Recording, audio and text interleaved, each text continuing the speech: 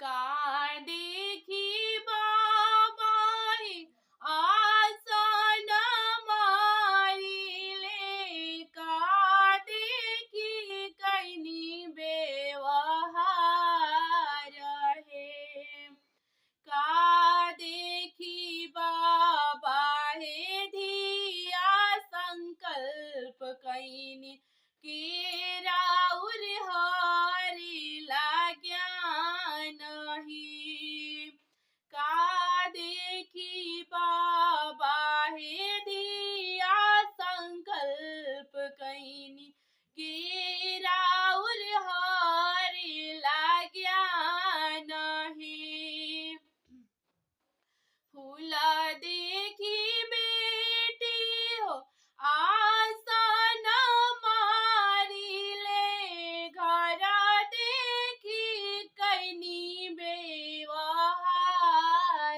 ही।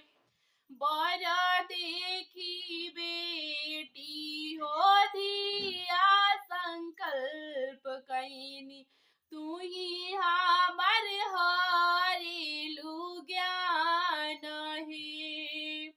बर देखी बेटी हो धिया संकल्प कैनी, तू ही हमर हरिलु ज्ञान ही।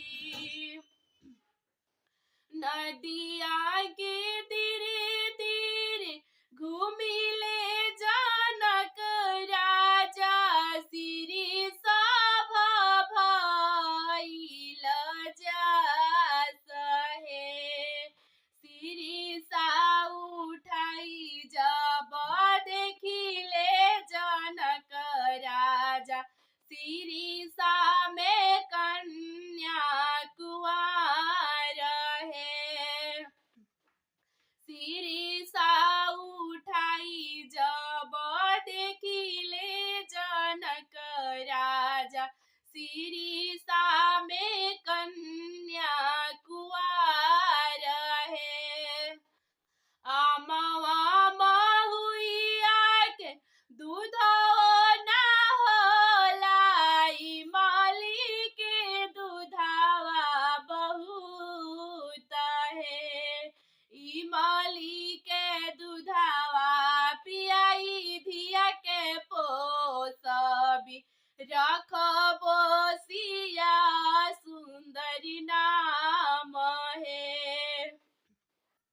इमली के दूधवा पियाई धिया के पोसबी, रखबो